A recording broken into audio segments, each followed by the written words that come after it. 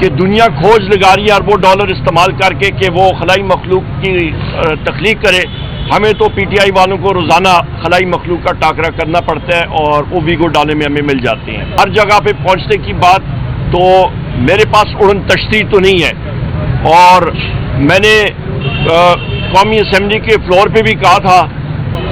تیسری اہم بات یہ جناب کہ جہاں تک آپ نے بات کی ہے کہ اس قانون کے حوالے سے میں سمجھتا ہوں یہ کالا قانون بننے جا رہا ہے. پاکستان کو شمالی کوریا کی طرح یا پھر جس طرح سٹالن کا ٹائم تھا USSR میں، سوویت یونین میں، یا پھر آپ کو فرانکو کا اسپین یا ہٹلر کا جرمنی، اس ٹائم کے جو قوانین ہیں وہ یہاں پہ نافذ کیے جا رہے ہیں.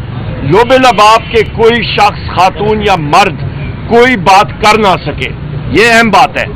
تیسری بات، اور یہ ہم لوگ اس کو اپوز کریں گے، نیشنل اسمبلی میں کریں گے، ہم لوگ صوبائی اسمبلی میں کریں گے، ہم لوگ ہر چوک میں اس کی مزاحمت کریں گے. یہ ہمارا آرٹیکل 7 کے تحت ہمارا فریڈم آف ایکسپریشن یعنی کہ اظہار رائے کی آزادی، یہ ہمیں گارنٹی ہے 73 کے آئین کے تحت، اور اس کا ہم لوگ دفاع کریں گے. آپ اس کے ساتھ فریڈم ایکسپریشن آ جاتا ہے، اس کے ساتھ ساتھ آپ یہ دیکھیں کہ ڈیفینیشن آف اسٹیٹ جو ہے اس پہ آپ آ جائیں تو ڈیفینیشن آف اسٹیٹ بڑا کلیئر ہے. میں نے آپ کو بتایا فریڈم آف ایکسپریشن وہ ایک دوسرا آرٹیکل ہے، آرٹیکل 19 ہے، اور جہاں تک ڈیفینیشن آف اسٹیٹ ہے وہ آرٹیکل 7 ہے کہ ریاست ہوتی کیا ہے. آپ کا جو اسٹیٹ ہے یا ریاست، اس پہ آپ کا قومی اسمبلی ہے، آپ کی صوبائی اسمبلی ہے، آپ کی فیڈرل حکومت. کیس جو ہے وہ قانون بنایا گیا ہے پنجاب میں، اس کے اوپر جو ہے وہ اپوزیشن کی حکمت عملی اب کیا ہوگی؟ قانون تو بن گیا.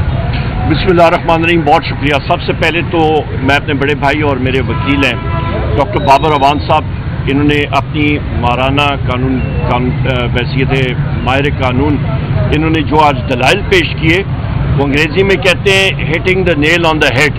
انہوں نے بالکل منطق کی بات کی اور وہاں پہ پہنچے اور انہوں نے ظاہر کیا کہ جج صاحب کو کہ یہ CRPC کا جو ہے سلسلہ، یہ ذمہ داری ہوتی ہے پولیس کی کہ وہ جا کے انویسٹیگیشن پوری کرے.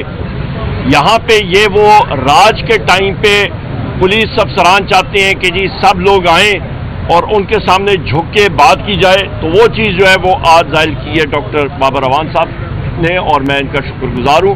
اور میں جج صاحب کا بھی ہوں جنہوں نے ڈائریکشنز دیے. یہ تو ہو گئی قانون کے حوالے سے بات.